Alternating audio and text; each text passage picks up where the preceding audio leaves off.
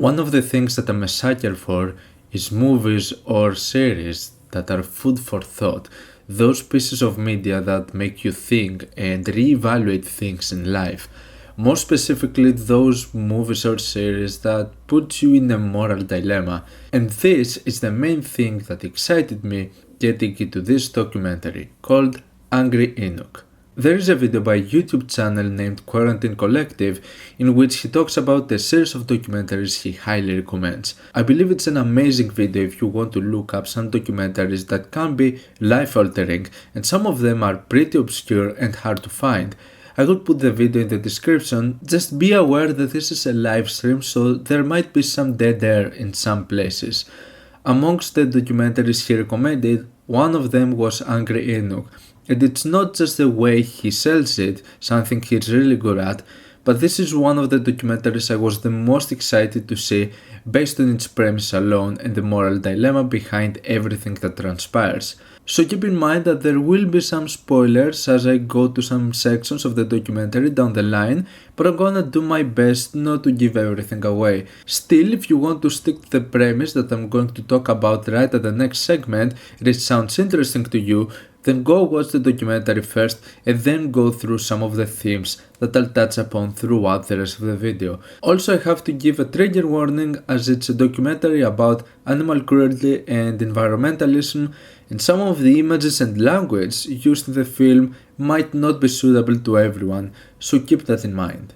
So what Angry Inuk is to its core revolves around the hunting and killing of seals, primarily to places where Inuit reside. When it comes to the killing of seals and their usage for clothing as a main example, impulsively you get to think of it as a heinous, immoral act, something that prior to this documentary I wasn't really aware it was as taboo or had this insane amount of traction through countless movements against the killing of seals.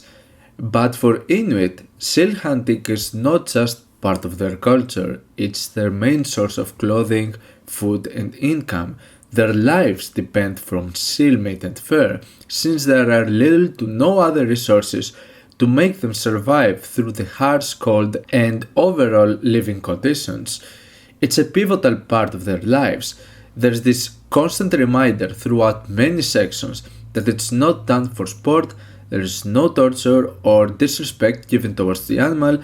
This is just what they have to do in order to survive. And then on the other hand, you have large environmentalist groups like Greenpeace and others that show their constant disdain towards any act that involves the hunting and killing of seals.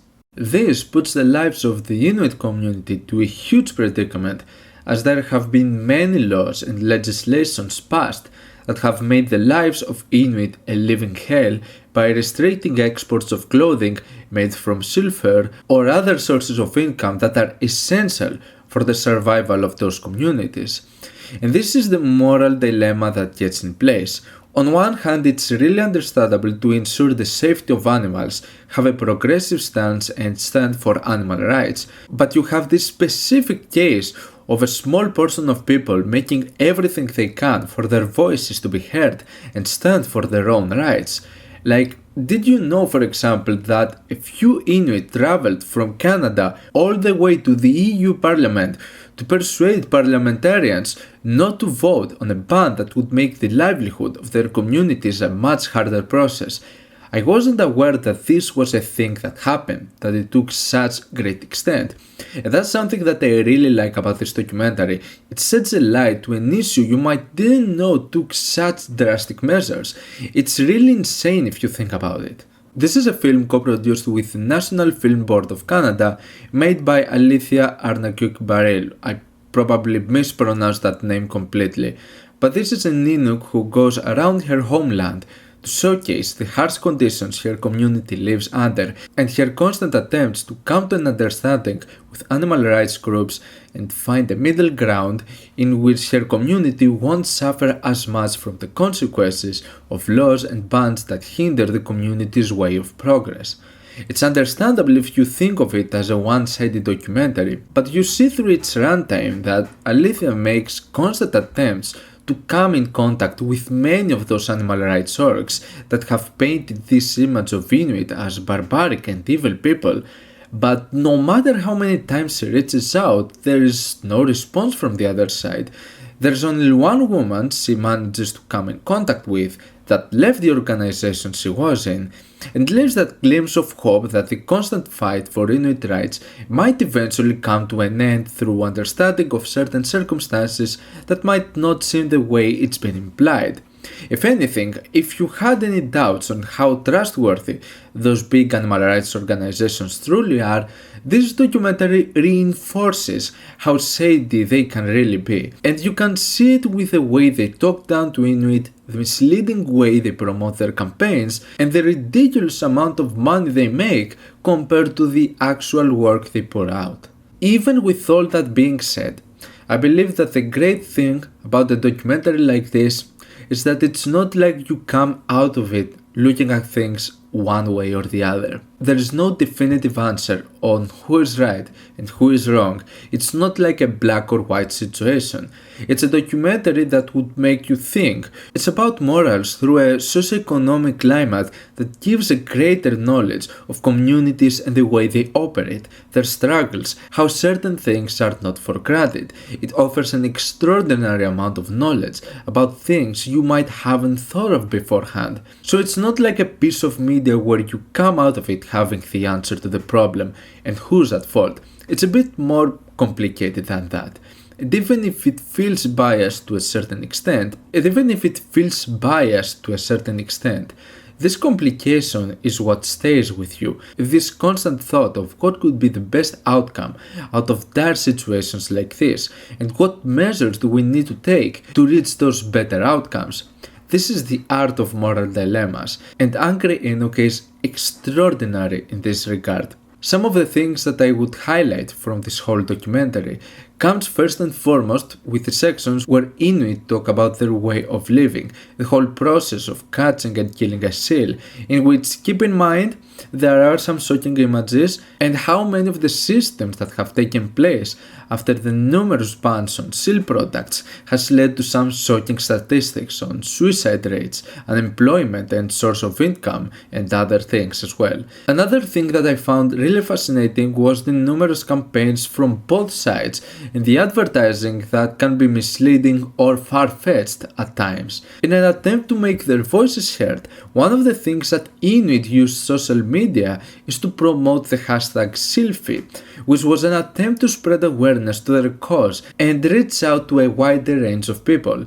The way they went with it though seemed rather irresponsible at times and causing more harm than good. Like some of the images were just people posing with dead seals, in which anyone observing this will get a very wrong idea and immediately be filled with concerns.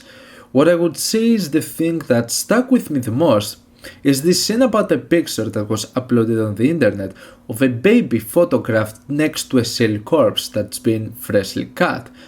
Obviously that sounds like a huge red flag, like this is an insane thing to do, and yet the response to this by some people is by far, in my opinion at least, the most triggering thing about this documentary. This whole situation sheds a light to an issue that I personally was not aware it would be that big of a deal, and reaching to a solution is not a simple one-dimensional process. It might take years to reach any kind of progress to something that would please the biggest amount of people possible, but at least you get the idea of a group of people that keep fighting for their rights, that don't step down until their voices are heard, no matter how much vitriol and hate they get in the process. It's an empowering political documentary that revolves around social and economic imbalances, some quite disturbing scenes, I would say more so when it comes to language being used, and the content that these people have to face.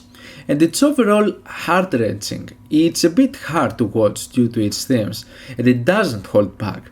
It is quite a harrowing experience, one in which we see a constant attempt for a ray of light inside such a bleak environment.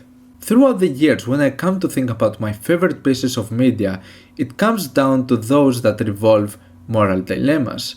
With movies like V for Vendetta and The Green Mile, anime series such as Death Note and Shiki, Video games such as Nier Automata and Spec Ops The Line, all of those explore themes that question the way we value life, the way we approach life. Angry Inuk also gets its spot as one of the most shocking but also one of the most spectacular documentaries I've ever seen.